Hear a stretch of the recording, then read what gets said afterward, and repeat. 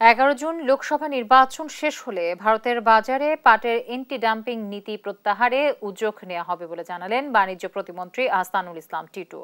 তিনি জানান, কোনো পক্ষ যাতে এটিকে রাজনৈতিক ইস্যু বানাতে না পারে সেজন্য নির্বাচনের আগে দেশটির সঙ্গে দিন দরবার করতে চায় না সরকার।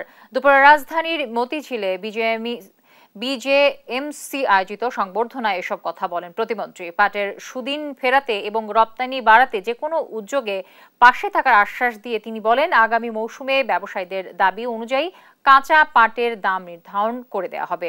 বিকল্প বাজার সম্প্রসারণে বাণিজ্য মন্ত্রণালয় সহযোগিতা করবে বলেও জানান বাণিজ্য প্রতিমন্ত্রী। ভারতের সাথে কথা বলেছি এন্টি ডাম্পিং এর ব্যাপারে। তাদের যেহেতু একটা জাতীয় নির্বাচন আছে, 11 জুন জাতীয় নির্বাচন শেষ হয়ে গেলে এন্টি ডাম্পিং এর ব্যাপারে আমার সকল প্রস্তুতি নেওয়া আছে যে আমরা কিভাবে এটা করব এবং WTO তে কিভাবে আমি কমপ্লেন সাবমিট করব সেটার মানে আইনি মতামত সহ আমার কাছে কাগজ আছে।